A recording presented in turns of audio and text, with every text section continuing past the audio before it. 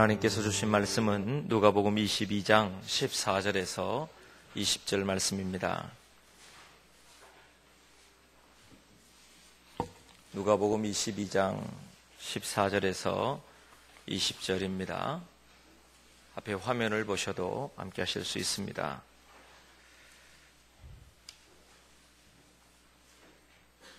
교독합니다. 때가 이름에 예수께서 사도들과 함께 앉으사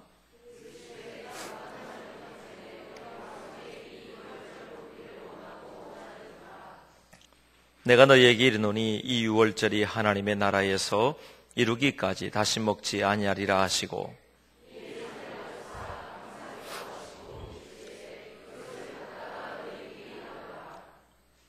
내가 너희에게 이르노니 내가 이제부터 하나님의 나라가 임할 때까지 포도나무에서 난 것을 다시 마시지 아니하리라 하시고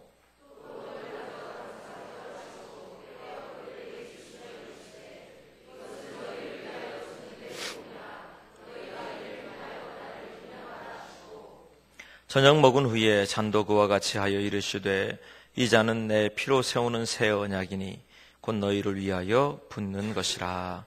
아멘. 이스라엘의 유월절은 식탁을 차려놓고 몇 가지의 의식이 있습니다. 손을 씻는 것과 또 기도를 드리는 것, 또 할렐이라고 하는 찬양을 하나님께 드리는 것들도 있는데 이스라엘 백성들이 가장 중요하게 여기는 한 가지 제의적 질문이라고 하는 것이 있답니다. 그것은 아이가 아빠에게 묻는 질문입니다. 아버지, 왜 오늘 저녁은 다른 밤들과 다릅니까? 모든 다른 날 저녁에는 누룩이 있는 빵과 또 무교병을 겸하여 먹는데 오늘은 왜 누룩 없는 무교병만 먹는 것입니까? 아버지, 어째서 오늘은 각종 채소를 먹는데 오늘 이 저녁에는 쓴나물만 먹습니까? 또 채소를 먹고 쓴나물을 먹을 때에 쓴나물을 먹을 때에 왜 이것에 그 양념장에 2번이나 찍어서 먹는 것입니까? 또 의자에 앉아서 편하게 먹고 비스듬히 누워서도 먹고 그 편안한 마음으로 식탁을 다른 때는 대하는데 오늘은 왜 이렇게 불편하게 식탁을 먹는 것입니까? 이런 질문들을 아이들이 반드시 아버지에게 해야 되는 것이 유월절 예식 중에 포함되어 있답니다. 그러면 아버지는 이 아이들에게 이 유월절이 어떤 날인지를 가르쳐주고 그리고 하나님의 말씀을 들려주고 그리고 왜 찬송을 드려야 되는 것인지 또 쓴나물 먹는 의미가 무엇인지 무엇보다도 이 유월절이 어린 양을 잡아서 그 피를 문설주에 바르고 그곳에 생명의 구원의 역사가 있고 이 이스라엘 백성들이 하나님의 택한 백성으로서 구원함을 받은 날, 애굽 땅에서의 그 울부짖음과 고통에서 해방되어진 날, 그래서 예수 그리스도를 하나님 앞에 그 어린 양에 대한 그 핏부림과 그 은혜를 그리고 하나님의 은혜를 찬송하는 날로 그렇게 깊이 가르친다는 것입니다. 매해 이렇게 되어지니까 아이들이 어렸을 때부터 자랄 때에 한 번도 유월절을 직접 경험하지 않는 아이들도 시간이 지날수록 마치 내가 유월절의 날에 있었던 것과 같은 그것이 몸에 배이게 되어지고 하나님의 은혜에 대하여 또 무엇보다 내가 하나님의 택한 백성이라고 하는 선민에 대한 의식이 강력해진다는 것이에요. 그래서 그 민족이 하나님의 택한 백성으로 지금까지 명맥을 유지해오고 끝까지 여기까지 온 이유는 바로 이 유월절에 관한 선명한 자녀들에게 또 그 후손들에게 전해주는 그 전함이 여기까지 오게 한 것이다 라고 말합니다. 그래서 그곳에서 그 식탁을 대할 때마다 또 유월절을 맞이할 때마다 그들의 준비는 언제나 그 한 번의 준비, 한 번의 유월절을 위해서 얼마나 많은 시간을 준비하는지 모릅니다. 한 가지 책에 보니까 집안에 있는 누룩을 빵 조각이라든지 그런 누룩을 제거하는 데만도 일주일의 시간을 보낸다고 합니다. 그러니까 그 유월절을 준비하는 게 얼마나 조심스럽게 준비를 하는지 몰라요. 그리고 여기 쓴나물과 또 어린 양과 생각해 보세요. 무교병과 이 모든 일들을 유월절 때에 그때를 준비하는 마음으로 준비한다면 그냥 준비했겠는가? 오늘 예수님께서 마지막 유월절 그날에 예수님께서 제자들에게 말씀하십니다. 바로 그 전날 저녁인데 예수님께서 내가 너희와 함께 유월절 식사하기를 원한다. 유월절 먹는 것을 원하고 원했다라고 말씀하세요. 그리고 그 유월절 식탁을 준비해 놓은 자리에서 예수님께서 생각지도 못한 한 가지 이야기를 꺼내시는데 무교병의 떡을 나눠주시면서 이것은 너희를 위하여 주는 내 몸이라고 말씀하시고 그리고 잔을 들어서 그들에게 하늘을 향해 감사하신 이후에 나눠주시면서 이것은 내가 너희를 위하여 주는 내 피라고 말씀하셨어요. 그 일을 통해서 제자들은 누구보다도 이 유월절의 의미를 잘 알고 있었을 것입니다. 그리고 지금 예수님께서 말씀하시는 몸과 피와 떡과 잔을 나누는 이 자리가 바로 유월절에 그 문지방에 발라졌던 그리고 그들을 위해 희생했던 어린 양의 피와 그 살인 것을 그들이 누구보다 더 선명하게 알게 되었을 것입니다. 그리고 예수님은 그들에게 말씀하시는 겁니다. 이 일을 계속 행해라. 그리고 기념해라.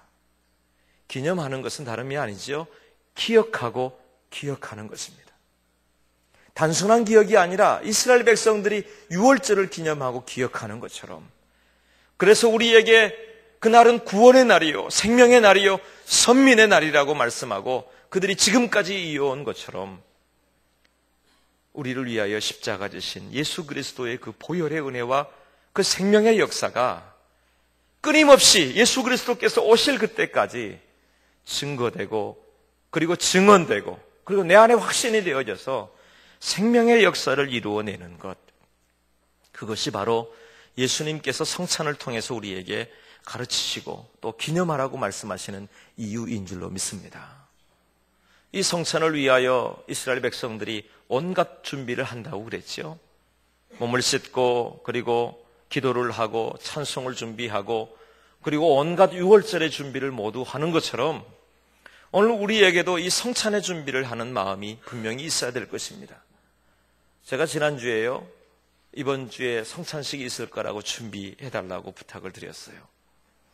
여러분, 우리의 마음이 준비가 되셨어요? 우리의 마음이 하나님 앞에 준비된 마음으로 있느냐는 말이죠.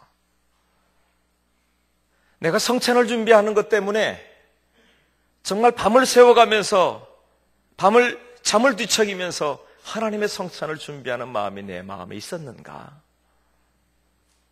내가 이 성찬을 준비하는 것이 마치 이스라엘 백성들이 유월절을 준비하는 것만큼 정말 우리가 귀하게 여기고 준비하는 마음으로 하나님 앞에 섰는가 묻고 싶은 겁니다. 고린도전서 11장 28절에는 사람이 자기를 살피고 그 후에야 이 떡을 먹고 이 잔을 마실지니 주의 몸을 분별하지 못하고 먹고 마시는 자는 자기의 죄를 먹고 마시는 것이니라 그랬어요. 성찬을 준비하는 것 중에 가장 큰 것은 자기를 살피는 것이라고 하셨거든요. 자기 자신을 살펴보는 것입니다. 이 자기 자신을 살핀다는 것은 두 가지의 의미가 있는데 하나는 내 안에 있는 나를 철저히 보는 것입니다. 내 안에 있는 죄악과 내 안에 있는 허물들, 내 안에 있는 찢기고 상한 모든 것들을 모두 다 들여다보는 것입니다. 그래서 내 안에 있는 더러운 누룩과도 같은 연약한 것들을 모두 다 찾아내서 그 누룩 하나, 빵 조각 하나를 찾는데 그들은 등불을 켜고 방 구석구석을 뒤지면서 찾았다고 그래요. 그러니까 내 속에 있는, 내 안에 있는 것을 마치 등불을 켜서 뒤지는 것과 같이 내 안에 있는 나를 살펴보는 것입니다. 그것이 바로 나를 살피는 거예요. 내 안에 악함과 완악함들이 모두 다 드러나게 내가 하나님 앞에 설 수 없는 연약한 자인 것이 모두 하나님 앞에서 공개되는 날, 그것이 바로 이 유월절, 아니 이 성찬의 의미가 되는 것이지요. 또 하나는 내 안에 있는 나를 보고 나서 사랑하는 사람들을 다시 보는 것입니다. 예수 그리스도 안에서 나를 발견하고 나면 다른 사람들의 모습을 보는 것 달라지게 될 것이라는 거예요. 내 눈에 있는 들보는 보지 못하고 다른 사람에게 있는 티끌만 보인다고 하셨잖아요. 그런데 오늘 나를 살펴보고 나를 돌아본 사람은 내 안에 있는 들보를 보고, 그래서 그 연약한 내 안에 있는 악한 모습이 내 안에 있지, 그리고 남을 더 나보다 낮게 여기는 마음을 준비하는 것, 그것이 또한 나를 살피는 것 중에 하나다, 그렇게 말할 수 있습니다. 사랑하는 여러분, 우리가 하나님 앞에서 선다고 말하고 지금 주의 성찬에 참여한다고 이야기하는데 우리는 준비되어 있나요? 이 한 주간을 보내면서 어떤 준비를 하고 여기 앉아 계십니까? 우리가 성찬을 준비한다고 할 때에 예수께서 말씀하셨던 내가 원하고 원했다, 내가 너희와 함께 이 유월절 식사하는 것을 원하고 원했다고 말씀하셨는데, 여러분 주의 성찬을 원하고 원하는 마음으로 준비되어 있는가? 나를 살피는 모습들을 살펴보다가 말라기 3장에 기록되어 있는 말씀을 주목하게 되었습니다. 하나님께서 이스라엘 백성들에게 너희가 드려지는 예배, 너희가 드려지고 있는 그것이 어떤 것인지를 낱낱이 보라고 말씀하시는 장면입니다.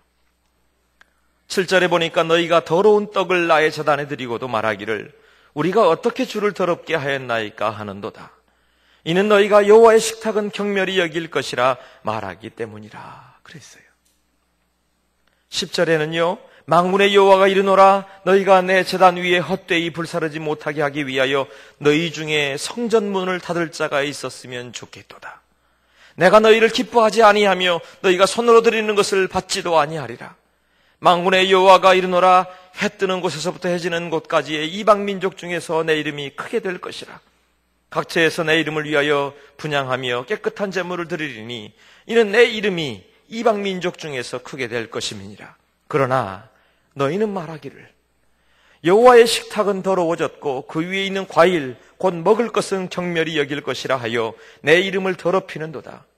만군의 여호와가 이르노라 너희가 또 말하기를 이 일이 얼마나 번거로운고 하며 코숨치고 훔친 물건과 저는 것 병든 것을 가져왔느니라.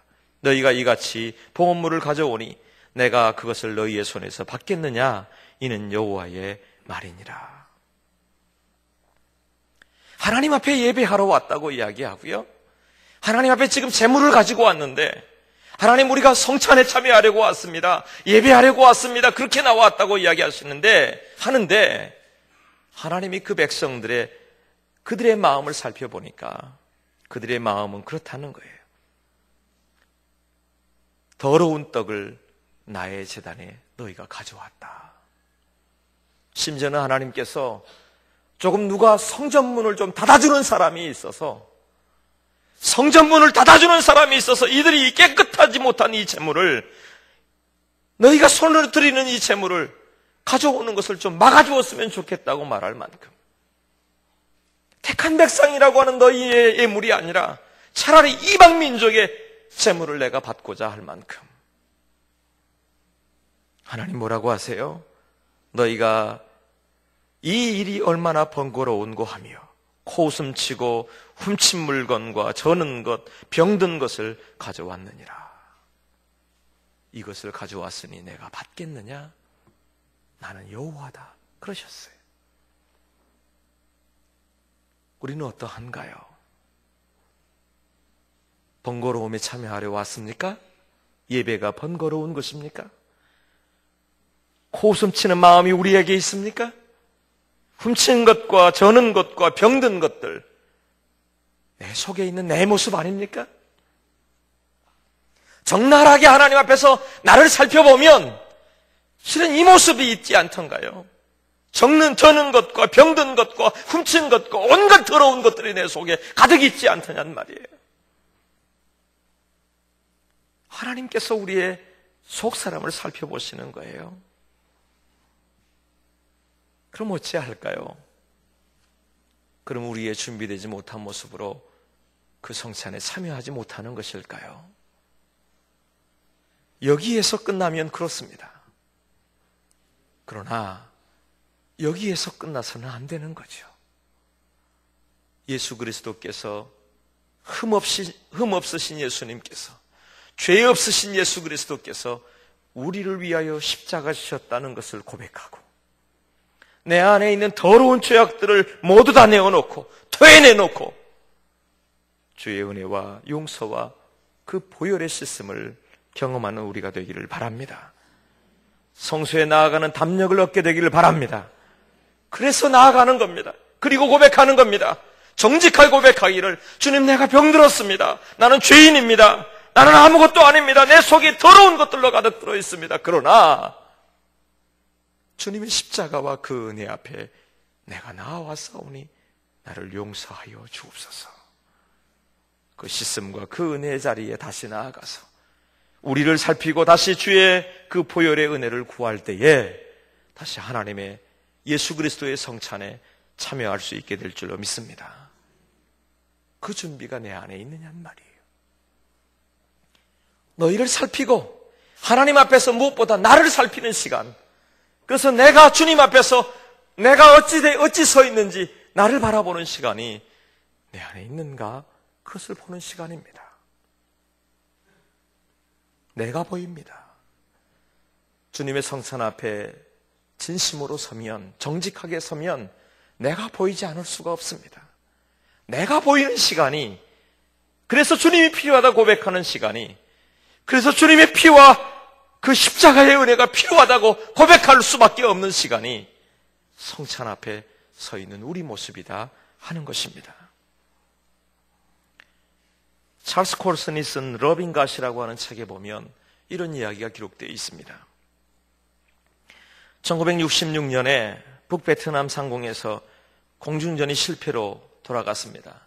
그래서 수없이 많은 미군들이 포로로 잡혔답니다. 이들이 포로로 잡혀 있는 동안에 많은 일들이 있었겠지요. 모수부어로 그들이 서로의 이름을 나누기도 하고, 또 서로의 군번을 이야기하기도 하고, 어떤 이는 정말 띄엄띄엄 하나님의 말씀을 그곳에서 이 돌을 두드리는 소리로 사람들과 나누었다고 기록하고 있습니다.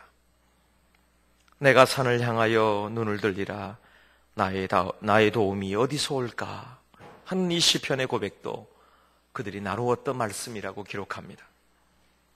그런데 1971년부터 그들 안에 성경을 좀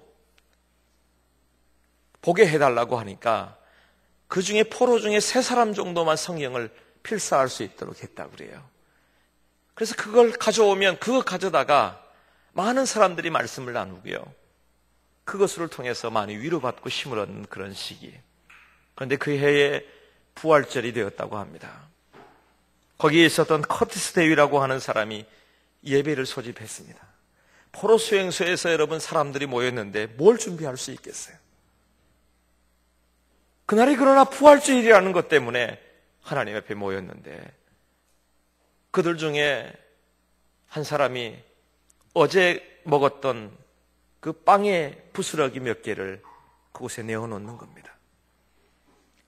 그리고 어제 먹다 남았던 미역국 한 그릇을 내어놓는 겁니다. 그리고 말하는 거죠. 해마다 부활절이면 성찬에 참여했는데 우리가 이 일을 어떻게 그냥 넘어갈 수 있겠습니까? 생각해 보세요. 포로 생활 중에 자기의 처지와 모습을 보건대 포로로 잡혀 있지요. 그리고 상처나고 찢긴 사람들도 있지요. 온몸에 피가 아직도 멎지 않는 사람도 있고, 고막이 터진 사람도 있고, 손톱이 빠진 사람도 있고, 붕대를 감고 있는 그곳에 피가 배어 나오는 사람들도 있었답니다. 그런데 그들 중에 아무도 그곳에 있는 그곳을 원망하는 자리가 아니라 자기의 처지와 자기의 모습을 보면서 놀랍게 주님의 십자가가 보이더라는 거예요. 누군가 한 사람이 나 같은 죄인 살리신 주 은혜 놀라와 잃었던 생명 찾았고 광명을 얻었네 찬송을 부르기 시작했습니다. 조용했지만 감격적인 찬송이 그곳에 울려 퍼지고, 그곳에서 부스러기 빵 몇 조각과 미역줄기가 떠다니는 이 작은 미역국 한 그릇을 통해서 성찬이 시작되었다는 거예요. 사랑하는 여러분, 성찬은 잘 준비된 떡과 잘 준비된 포도주만의 문제가 아닙니다. 우리의 마음이 어떻게 준비되어 있는지, 정말 하나님 앞에서 주님의 십자가와 주님의 그 은혜, 예수 그리스도의 십자가의 그 감격과 은혜가 내 안에, 내 속에서 분명해지고 선명해질 때, 그때서야 온전히 성찬의 예배를 온전히 드릴 수 있는 것이에요. 성찬 앞에서 내가 보이고 주님의 십자가가 보이는 것이 성찬의 기념인 줄로 믿습니다. 이 일을 기억하실 수 있게 되기를 바랍니다. 또 한 가지, 여러분, 성찬을 준비할 때에 분명히 알아야 할 한 가지가 있습니다. 그것은 주님의 성찬이 바로 우리에게 허락하신 하나님의 식탁이라고 하는 것이에요. 이 식탁은 여러분 결코 특별한 식탁이 아닙니다. 그들에게 있어서 이 빵을 나누고 이 포도주를 나누고 이 나물을 먹고 함께하는 것은 그들의 평상시 먹던 음식들이에요. 그러나 급히 준비되어진 것들이고, 그래서 그것을 기념하고 그것을 나누는 것인데, 그 식탁 이것이 거기서 끝나는 것이 아니라 그들의 삶으로 가져가는 것입니다. 유월절 예식이 거기서 끝나는 것이 아니라 삶을 사는 모든 날 동안 나는 하나님의 택한 백성이요, 하나님의 구원받은 백성이고, 나의 생명과 내가 지금 여기 있는 것은 저 조상적부터 시작하여 내가 여기 있는 모든 것은 하나님의 은혜라 고백하고 찬송이 끊임없이 삶 가운데 이루어지는 것, 그것이 진정한 유월절인 것처럼 성찬에 참여하는 우리에게 준비되어야 될 것이 있다면 그것은 예수 그리스도의 그 보혈과 그 은혜로 말미암아 삶의 그리스도인으로 사는 것입니다. 내가 예수님을 믿는 사람으로 살아가기로 오늘 작정하는 것입니다. 그래서 하나님의 만찬에, 새로운 언약에, 하나님의 사랑받는 자리에 우리가 다시 서는 것, 그것이 바로 주의 성찬과 주의 만찬에 참여하는 우리의 준비가 여기에 있다고 하는 거예요. 그리스도인으로 우리가 서 있는가, 주의 복음을 나누고 주님 앞에 서 있는가 하는 것 말입니다. 시편 23편의 말씀은 우리가 다윗의 고백임을 압니다. 시편 23편에서 그가 끊임없이 고백하는 것은 그의 사는 날 동안 하나님이 그의 목자가 되셨다는 사실이에요. 그런데 그가 고백하는 그 고백 중에 놀라운 것은 그의 사는 날 동안의 모든 것이 거기서 목자 되심에서 끝나지 아니하고, 시편 23편 5절에 보니까 주께서 내 원수의 목전에서 내게 상을 차려주시고 기름을 내 머리에 부으셨으니 내 잔이 넘치나이다, 그렇게 고백하고 있어요. 내 평생의 선하심과 인자하심이 나를 따르리니 따르리 내가 여호와의 집에 영원히 살 것이라고 그는 고백하고 있습니다. 그러니까 다윗이 고백하고 있는 내용은 신기하지 않습니까? 그가 고백하는 것이 하나님께서 내게 원수 앞에서 상을 차려주시고요, 머리에 기름을 부어주시고요, 그리고 잔을 내게 허락하여 주신다, 잔이 넘치게 해주신다고 말합니다. 그리고 뭐라고 해요? 내 평생의 선하심이 함께 하시고 영원히 여호와의 집에 거할 것이라고 고백하고 있어요. 이 말은 무슨 말입니까? 그의 사는 삶 가운데 함께 하시는 하나님, 하나님과 식탁을 마주하고 하나님의 자녀가 되고, 그래서 그곳에서 하나님과 동행하며 서는 그 식탁의 자리 말입니다. 하나님과 함께 잔을 마시고 밥을 먹고, 그들에게 있어서 이 빵과 포도주는 우리에게 밥과 국과 같은 것들이에요. 그러니까 우리의 삶 그곳에서 양치기로 있든지 왕이 되었든지 상관없이 다윗이 고백하는 것은 하나님이 나와 함께 계셨다, 그거예요. 그리고 나는 하나님의 택한 백성으로 살고 있다. 그 이야기입니다. 내가 먹고 마시는 자리, 주님이 내 안에, 내가 주님 안에, 내가 사는 자리, 내가 일하는 일터, 내가 있는 우리 가정, 우리 서 있는 그곳에서 주님이 함께 하신다는 거예요. 여러분, 밥상을 누구와 함께 드세요? 그래, 가족들과 함께 드는 거죠. 사랑하는 사람들과 함께 하는 것입니다. 그래서 우리가 가족들을 식구라고 그러잖아요. 그냥 되어지는 게 아니에요. 가족이 되고요, 자녀가 되고요, 그리고 사랑하는 가족들이 되어졌을 때 그곳에서 한 식탁을 마주하는 것처럼 다윗은 고백하는 것입니다. 하나님께서 내게 상을 차려주셨다고 말입니다. 다윗에게만 그랬을까요? 하나님의 택한 백성이라고 믿는 그들 모두에게 하나님은 그곳에서 아버지가 되어주시고, 그리고 하나님의 상을 차려주시는 자리에 우리를 초청하여 주신 줄로 믿습니다. 로마서 8장 15절 17절에 보면 너희는 다시 무수하는 종의 영을 받지 아니하고 양자의 영을 받았으므로 우리가 아빠 아버지라 부르짖느니라.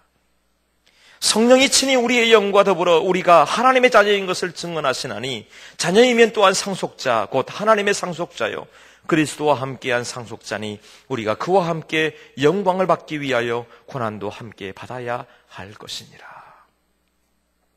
하나님을 아빠 아버지라 부를 수 있게 하신답니다. 그리고 우리를 상속자로 부르신다는 것입니다. 그러니 아버지와 함께하는 그 상을 차려주시는 자리, 그 밥상 앞에서 하나님과 함께하는 감격적인 식탁을 맞이하는 것, 그것이 너의 식탁이다 그러시는 거란 말이에요. 그것이 우리의 삶에 끊임없이 행하고 기억할 일이다 하는 것 아닙니까?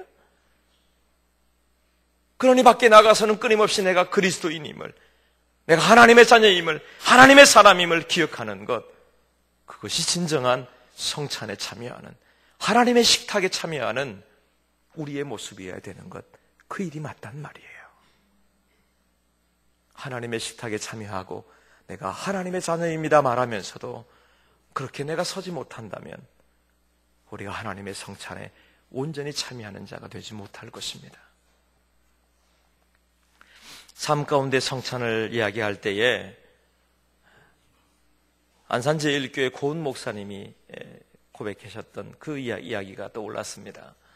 목사님이 처음 예수님을 믿을 때에는 몸이 너무 좋지 않았던 때랍니다. 그래서 교회에 가서 뭔가를 하고 싶은데 이분이 하지 못하는 거예요. 찬양단도 하고 싶고 교사도 하고 싶고, 그런데 자기 몸이 연약해서 하지를 못하는 겁니다. 그래서 할 수 있는 대로 교회에서 무언가 무슨 봉사할 일이 있다고 하면, 특별히 또 대청소가 있다든지 뭔가 있다고 하면 그때는 꼭 참여해서 화장실 청소는 모두 이분이 하셨다는 거예요. 그리고 모두 청소가 다 마쳐지고 난 이후에는 교회에서 수제비를 쓰고 칼국수를 만들어서 밥을 먹습니다. 그런데 몸이 너무 안 좋아서 이 밀가루로 만든 음식을 도대체 먹지를 못하는 겁니다.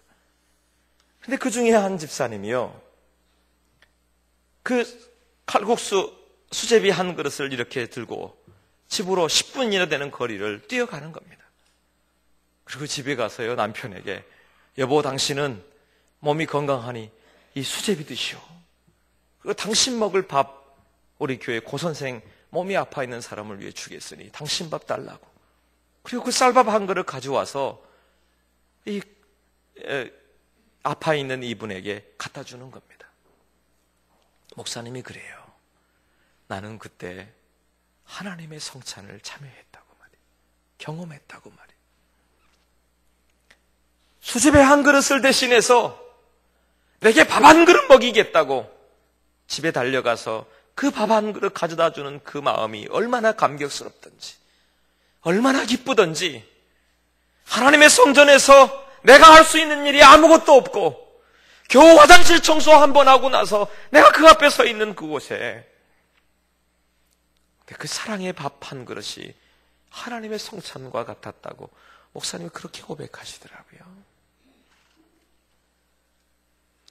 저도 그런 경험이 있습니다.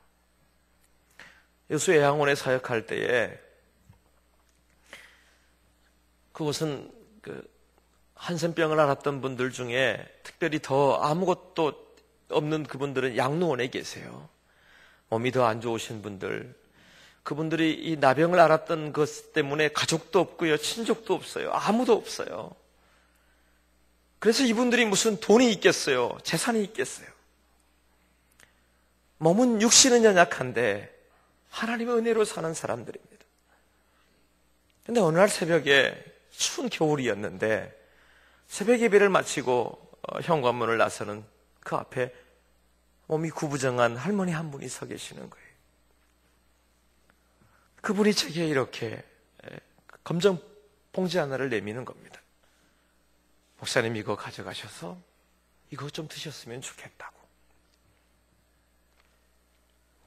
그분들이 주시는 것은 거절하면 안 되거든요. 왜냐하면 그 가져오기 위해서 어떤 마음으로 가져왔는지를 알기 때문입니다. 풍족한 중에 슈퍼에 가서 그냥 사온 것들이 아니에요. 그분들이 밥 한 끼 먹는 것, 그리고 그분들이 가져다 주는 과자 한 봉지, 이런 것들은 국가에서 무슨 성탄절이라든지 신년이라든지 뭐 이런 때 설날이라든지 나오는 그거 모아놨다가 주시는 거예요. 그러니까 그거 거절하면 안 돼요. 감사하다고 손 한번 잡아드리고 그 검정 비닐봉지 갖고 집에 왔어요. 그 열어보니까 이만한 국수 한 타레하고 500g짜리 설탕 한 봉지 들어있었어요. 그거 받아들고 그 새벽에 얼마나 울었는지 몰라요. 다른 것 때문 아닙니다. 내가 이곳에 오게 하시고 이렇게 사랑받는 사람이 되었다니, 그런 마음 때문이에요. 다시 오늘 이 말씀을 묵상하면서 그런 생각했습니다. 하나님이 그곳에 성찬을 준비하셨구나, 그런 마음. 하나님의 성찬은, 예수 그리스도의 성찬은 예수님이 나를 위하여 그 몸과 그 피를, 그 십자가를 어떻게 지셨는지를 아는 것입니다. 그리고 그 마음을 갖는 것입니다. 그리고 그 마음으로 내가 할 수 있는 작은 것이라도 나누는 것입니다. 그리스도인으로 나누는 것입니다. 무엇보다도 주 예수 그리스도의 이 복음, 십자가의 복음, 어떤 영혼이라도 살게 할 이 생명의 복음을 반드시 나누어야 되는 것이 그리스도인들이 해야 되는 것입니다. 성찬에 참여하는 사람들이 반드시 주님의 십자가, 그 보혈과 그 은혜를 먹고 마시면, 내 안에 살이 되고 피가 되면 나도 내게 주신 십자가 지고 그 복음의 십자가를 증거하는 일이 내가 해야 될 일이란 말이에요. 출애굽한 백성들이 사랑하는 아들을 그냥 내버려 두고 혼자 나왔겠어요? 사랑한다고 하는 친구를 그냥 내버려 두고 혼자 나왔겠느냐는 말이에요. 그런데 하나님의 성찬에, 구원의 자리에, 예배하는 자리에, 주의 복음을 듣는 자리에 나온 우리가 죽어가는 영혼들, 생명 없는 영혼들, 그들을 주의 만찬의 자리에, 새 언약의 자리에 우리가 초청하고 함께하고자 하는 마음이 있나요?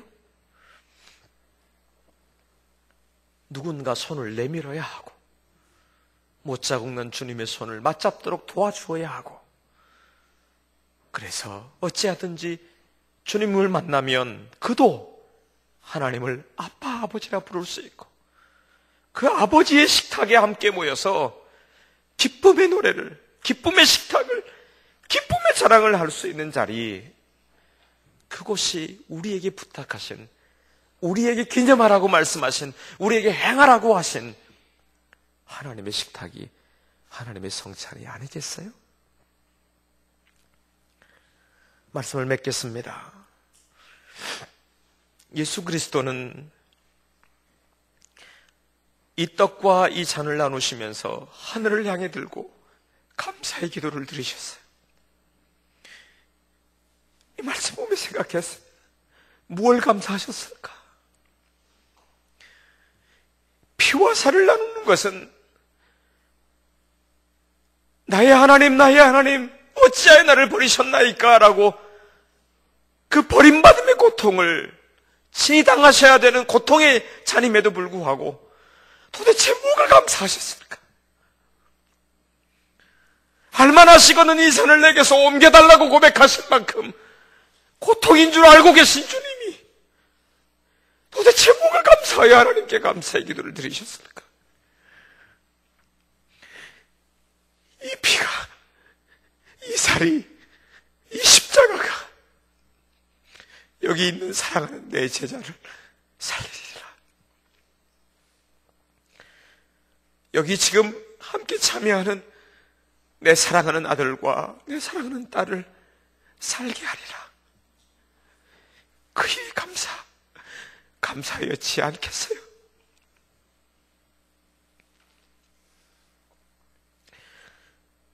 하나님의 성찬에 우리가 참여할 것입니다. 돌아보십시다. 나를 돌아보시고 내 마음과 내 영혼의 문설주에 주의 보혈의 십자가의 흔적이 그 피가 묻어있는지를 살펴보십시오. 내 심장에 나만이 아니라 주님의 심장이 함께 뛰고 있는지를 살펴보십시오. 그리고 내가 내미는 손, 내가 살아가는 그리스도인의 삶 가운데 예수님의 흔적이 있는지를 살펴보십시다. 그리고 나만이 아니라 내 사랑하는 사람들에게 이 아버지의 식탁에, 예수 그리스도와 함께하는 그 식탁에 아빠 아버지라 부르며 참여할 수 있도록 우리가 그 성찬의 은혜를 나누는 나의 십자가 지고 그리스도인으로 살아가는 우리 모두가 되기를 예수님 이름으로 부탁합니다. 기도하겠습니다.